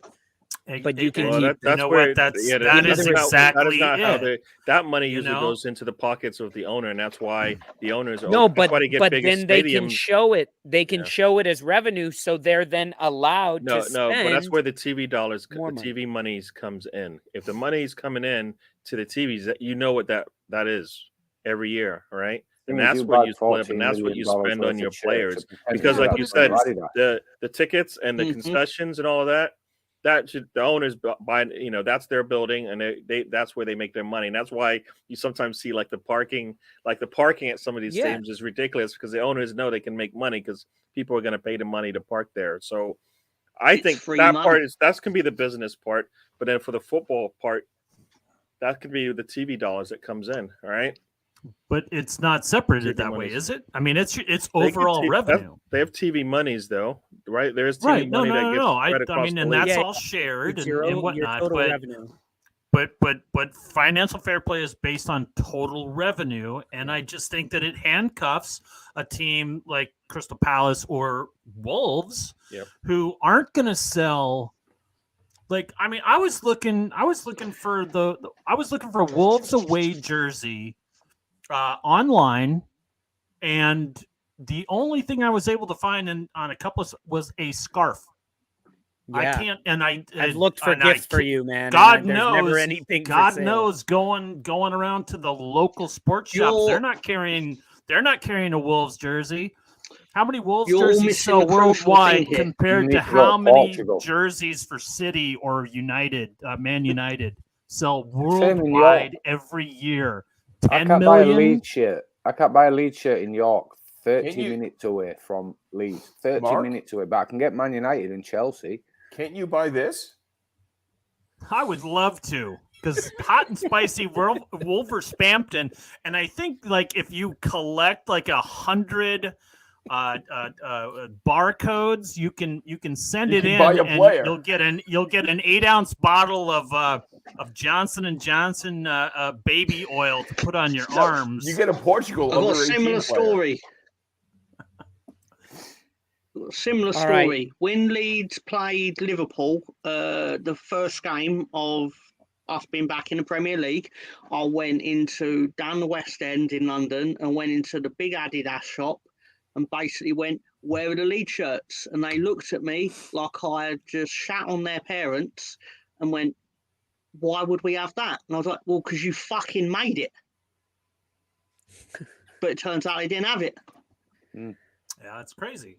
Yeah. So they had to send you one? We sold it in JD for a bit when we had JD on the sleeve, but now they don't sell it in JD. It's funny in that Wrexham documentary as well. John Bon Jovi can get one. That's a big part of it. Of they're trying to get the brand of Wrexham up, so that income is coming into the club, and that means they can spend more. So like they go from having this like local metal worker workshop or something like that as their sponsor to TikTok. And they have like Expedia and shit, and they made their second their away kit, which was usually green. They made it Eagles green, and they put like a tie here, like a rope thing, so it looks kind of like a NFL style a little bit. Sold out in Philly. Like it's. I actually have a question about that, and it does concern Wrexham.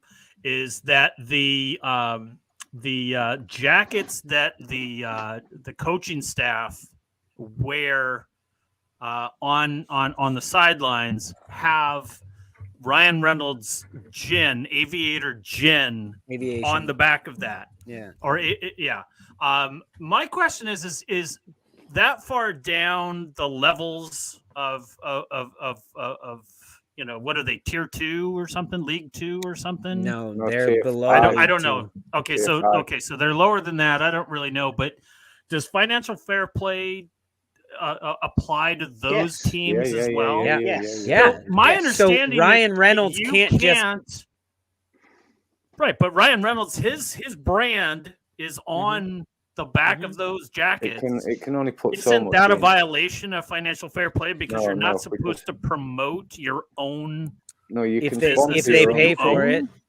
If they pay for Sheffield Wednesday got done for it. Chansiri, he basically created his own manufacturing company and made the shirts himself. He sponsored it, but he got done somewhere of putting money in illegally through it. But you can do it, but you can't. Like, it's got to be within the value structure. So if Yeah, you and want that's to another sponsor your like club, loophole thing of you can't just go right. I'm Derby going to County sponsor did it as 20 well, Ben. Yeah, yeah, I'm like going to sponsor Ryan you Reynolds 20 could have billion this year. Ryan Reynolds could have like sold off most of his shares to somebody else or put them in holding and all of a sudden Oh, he's sure. just the spokesperson for it. Yeah, He's no. not- I mean, something like yeah, that where they okay, can I work it out. understand. But- I see your point there, but that was something that I saw, and I don't know, man. I mean, look, Wrexham was fun to that's watch in where a couple Mr. of POTUS games, but 5000 has it. man, I It's don't. a lot lower did at y'all that see? level, though, Mark. Did y'all see that first match between Sheffield United and Wrexham? The one that drew, the one that had like that phantom I red saw the card. second one. Yeah, I nearly won on that. There was this phantom picked red 4-3. card, and like the announcers are like trying to show the replay, and it's like they kept showing it, and they're like, no, it was the one. Well, I guess we're not going to see it. And then when it went to the post game, they tried to show it, and it was the same thing. And it was like literally what we had to do as an audience was like, oh, we're just going to take your word for it that it was a proper red card, that player deserved the red that they got, and I know it's just like there's so much money tied into Wrexham succeeding that you just got to kind of wonder. Can I answer a question Jimmy asked during Betting in the Dark? Sorry, 'cause I didn't want to. No, go ahead. Leeds to win Bamford hat-trick pays 436 to 1. Yeah, I took that one. It was Really? $1.27 wins me $1,000. What hat trick was that? Bamford with a Bamford. hat trick leads to win 4-2. Very specific going on there. Wow. But hey, I don't know if I $1? want to take There you that go. bet. I mean, what's $1 though, right? Mark, I do Corner, ones what is that it? make a lot more sense than that never get anywhere close. So, Well, I mean, the one why not that why not go with I something nailed Jimmy was said? just like, who the hell would know, So, getting back to the thing, you also got to keep in mind with Wrexham, they've probably got far more income coming in from the likes of TikTok and that than Yep. than they're actually spending in terms of. So they're probably in no danger of failing financial fair play. Oh no, not at all. Not at all. Also, but you're they're not able taking to into fix account, up the stadium and shit like that. of They're course, able to spend it in but other that places. don't count against financial And that fair doesn't play. count. Yeah. If you're doing things that are for the benefit of the club and the youth system, like in terms of infrastructure and the youth academy, doesn't count. Yeah. It's only buying players and paying wages essentially is what it is. But the thing you're not taking into account is like this is obviously going on about Man City and the teams in the Premier League. Financial fair play is designed primarily to stop what happened to Leeds United in 2004 and 2007 with the relegations. It's not actually to stop Man City spending money because Man City are not going to run out of money. They're not really in a financial danger. The only danger with them is if one day Abu Dhabi decided don't want to do football anymore, and then Man City are footing the bill for whatever they've laid out. But generally speaking, it's not aimed at the top teams because they've got money coming out of their arse and it ain't going away anytime soon. It's the teams that are in the Championship that are chasing the Premier League dream. They're basically all financially crippling each other for the right to get battered by the Big Six on a weekly basis because they need opposition. Yeah, and then and that kills the history of the sport because I've heard many stories of the champions of England, and they have no chance of even making it to the Premier League now, right? Because of how long they've been out of it, and that punishes you tremendously, and you just keep dropping down, right? I mean, it's and that's it took us 16 part. That's years part of to get back. the money that hurts sport in general because you don't have the things you remember, right? What you guys talk about in the past is not going to happen anymore, all right? I blame Jimmy Hill. Leicester City winning might not happen again because you have to be perfect and it has to be a perfect season for you and all of that. right? And it's hard to do that unless one, you've been in the league for a while and you've got enough money to sustain everything else that you need to pay for in the league. And if you're if you're at a small stadium, you can't make more money, right? Unless you build a bigger stadium. So it hurts the history of the sport. And then, like everybody says, the sport's not the same anyways, because now it's more entertainment than it is athleticism out there, right? They're trying to keep people on the pitch, that's why, there's all the stuff that's going on. They keep you entertained with all the, with the VAR and all of that to make sure that some people are happy, but in general, so it has just that much drama. I guess, I can tell you all something that nearly killed football, Gary. You'll find this interesting. In year 2000, do the thing in the year 2000 or whatever. I knew it. Fucking knew that was coming. There was a TV. We've got a TV channel called ITV. And they created a new TV channel called ITV Digital. I knew I shouldn't have left that. Anyway, it was just lingering there. I had to do the second one. I knew it. Should have said it. Anyway, yeah, ITV Digital bought the rights to basically the Championship, League One, League Two, and basically threw loads of money at the clubs, or basically promised loads of money to the clubs. And then there was basically a match like Crewe versus Portsmouth or something, which got a viewership of 47 people. and then they quickly realised that actually this isn't working. But the clubs, keep in mind, it's not just 20 clubs. Like you're talking like 70 teams, like 72 teams to be precise, bought players on the back of this bumper TV deal they were all getting. Except the channel then went bust and never paid them the money. Ouch. You ended up with, I'm sure Ben will remember this. Crazy. Yeah, I remember. You ended up with at least 20 teams. Pincushion's perfectly correct. ITV called it On Digital, and then they rebranded it to ITV Digital. Fouled, obviously. And basically, of the 72 teams, like half of them went into administration. Crazy. Wow. Hey, Mr. Tom, what was the Leeds bet again? It was Bamford for a hat trick, and what else? 4-2 score. 4-2 score. And Lolo, what was the $1 bet? If that wins, Jimmy needs to 127. Get and what did you get? What do you get for that? 1,000. Oh yeah. Yeah. All right. I'm. It was like 1,000 spot on. But that's genuinely a thing that happened, and it nearly killed lower league football in England. Yeah. No, because I taught everyone a lesson. Yeah, no, you always hear somebody put out that the fans are the custodians of the team, and that's a pipe dream, right? That's not real. The British government are trying to bring some sort of legislation which gives fans more control over their team's decisions. Yeah, Green Bay Packers. How, what, and where? Don't expect anything massive. I mean, can you imagine trying to get the fans to be able to control like Man United or like the fans? There's none of them in Manchester, Madrid. So like, what are you? Yeah, it's memberships, isn't it? You pay for a membership, you get a vote. That's how they do it at Madrid, Barcelona, and teams as such. Interesting. I think the Portsmouth and Wimbledon and team they're on their own teams. A few teams that have gone out of business and come back are owned by fans. Yeah, as Ben alluded to, Wimbledon sold the team, like similar to what happens in American sports, like a franchise to another town, and they became Milton Keynes Dons or MK Dons.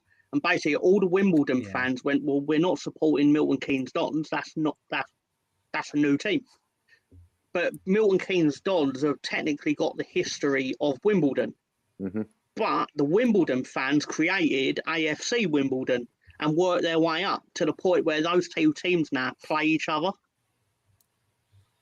And they legally got in trouble because I think Wimbledon, if I remember rightly, like on social media, and they would refer to MK Dons as that team, similar to Gary, and basically like officially wouldn't acknowledge that MK Dons existed as a club. And the league were like, no, you can't do that. you have to officially acknowledge them, and they're like, "Oh, we fucking ain't." Fuck 'em. Not with that history behind it. Not with that history behind it. Stole No our way. team and changed its name. Yeah. Fuck off. Yep. Yeah. And that's what sports about. That kind of that But right the- there. the That's proper what football sport. fans That acknowledge creates Wimbledon as a Wimbledon. fandom that Yeah. you want, right? It does. That's amazing. That's crazy story. Yeah. And then you're like, oh, Tottenham and Arsenal hate each other because they moved really close by. It's like, yeah, that's not as offensive as like fucking stealing your team and renaming them something else. Like that's fucked up. That's a rivalry. That's like a bad one. Anyway, guys, thank you guys so much for coming on the show tonight. I feel like we could just keep going and going and going, but today is not the day for me to do that. I have to be up in 4 hours El Paso, is it? to get a cab to an airplane to another city to another airplane to get back home to see my family. You're gonna for a miss the week. game, I assume, right? Actually, no. We land in Chicago. He's gonna watch it on the plane. No, we land at Chicago at like 7:15. You watched Leeds on the plane, didn't you? And we're there till. Oh shit! It's an hour. How long is your? So I'll miss some of the game, but I do have like a 2.5 hour layover, so I'll be able to watch the match. I forgot about the time change, so I think I'll miss the first part of the match, but yeah. So I'm gonna try and do some videos for you guys out in the desert, down in the West Texas town of El Paso. That's where I'll be doing some shows about Arsenal. Yeah, lots of them. Was the color of Rosie's cantina. That's funny. Scooby D2. That is very funny. We were all called wetbacks at some point. It's probably offensive, but it hasn't happened to me in so long that I remember like funny times where like somebody called me a wetback and I'm like, you're Mexican. I'm like, you can't. Like what? Like we're both. Yeah. You're way more Mexican than me. Like why are you? What? It's funny you say that because it's like you get called certain words and you're like, dude, your dad's black. Yeah. You might be Hispanic. You might be speak Spanish. But your dad's black. Stop it. Yeah. It's like when the one that always. It's like when Gary's the one that always got me is offensive. Black on black crime makes me sick. Yeah. Okay, guys, I think I'm going to call it a night from here. If you want to continue this conversation with us where we talk racism, racial slurs, we'll do that backstage. You got to come backstage for that one. So Director John already put the StreamYard link in there. Go ahead and click on that and you can hang out with us for a little bit. But Tom, Ben, Gary, Mark, great seeing you guys. Don't forget to check out the Fool Nelson podcast as well as the trip. The trip is tomorrow. Road trip tomorrow. Trip on Fool Monday. Nelson is also tomorrow. Yeah, busy day. Football. So and shows. Thank you guys very much. I hope all your teams lose except for Gary's. Actually, no. This week, I think I'm pretty cool with all your teams winning. So, right? Yes. I don't know who you play, so that's fine. I think the Leeds boys would like to see us lose. Who do you play, Mark? We should have talked about football. Bournemouth. Oh, yeah, you're fine. The draw will do. All right, guys. Thank you, Director John. Peace. We'll talk to you later this week. Take care, bro.